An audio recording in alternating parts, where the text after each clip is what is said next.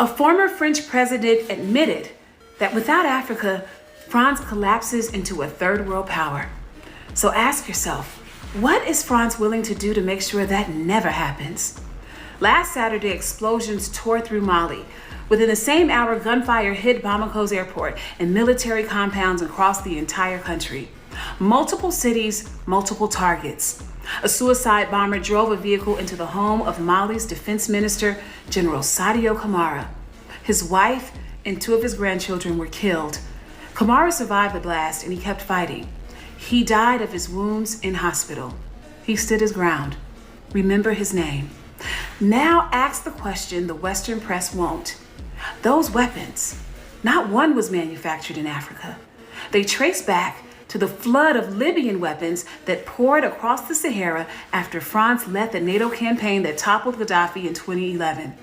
France didn't just destabilize Libya, they blew the door open to the entire Sahel. Here's why that matters.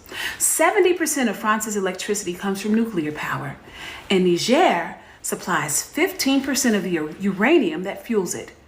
France has been mining that uranium since the 70s, powering French cities, while over 85% of Nigerians had no electricity.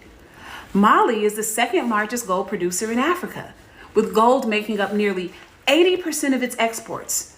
France holds no gold mines on its own soil. Yet, it sits in the top 5 nations on earth for gold reserves. No mines, top 5. The math only works one way. Through the CFA franc, printed in France, controlled by the French treasury, African nations are forced to deposit their foreign reserves into French government accounts, keeping only 30% of what they earned. 14 sovereign nations, one currency, managed in Paris. Francois Mitterrand said it in 1957. Without Africa, France would not have any position in the 21st century. Jacques Chirac confirmed it in 2008. Without Africa, France will slide down into the rank of a third world power. It's not a theory, it's a confession. So when 6 African nations expelled French troops between 2020 and 2025 and moved toward controlling their own resources, the Sahel becomes the deadliest terrorism zone on the planet. A nation at war can't audit its gold. A government under siege cannot leave the CFA franc. And Africa on fire can't say no. France doesn't fear a weak Africa.